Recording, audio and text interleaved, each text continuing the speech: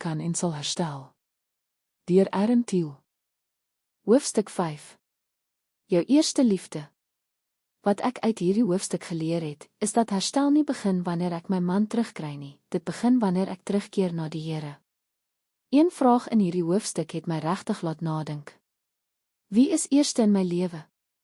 Dit is maklik om te sê dat God eerste is, maar as ons eerlik na ons harte kyk, besef ons dalk dat ons dikwels ons huwelik, ons gesinne of selfs ons begeerte na huweliksherstel belangriker gemaak het as ons verhouding met die Here.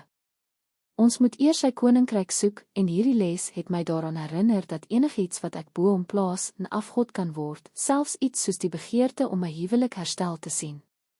Nog iets wat my diep geraak het, is die verskil tussen uiterlike gehoorsaamheid en gehoorsaamheid vanuit die hart.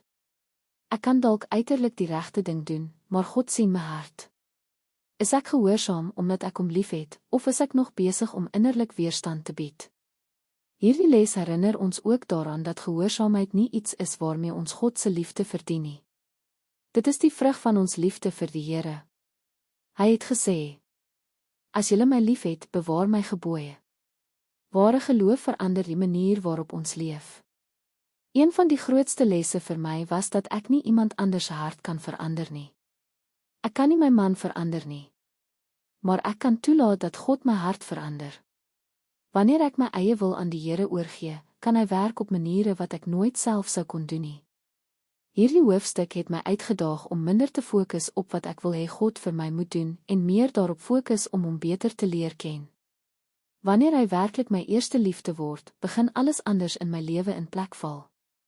As jy sukkel met teleurstelling, die wagtyd, of as huweliksherstel dalk jou grootste fokus geword het, wil ek jou regtig aanmoedig om hierdie hoofstuk te lees. Dit wys ons op 'n liefdevolle manier terug na die een wat die eerste plek in ons harte verdien en herinner ons daaraan dat die grootste herstel altyd ons verhouding met die Here is. Klik op die skakel in die beskrywing om die volledige hoofstuk te lees.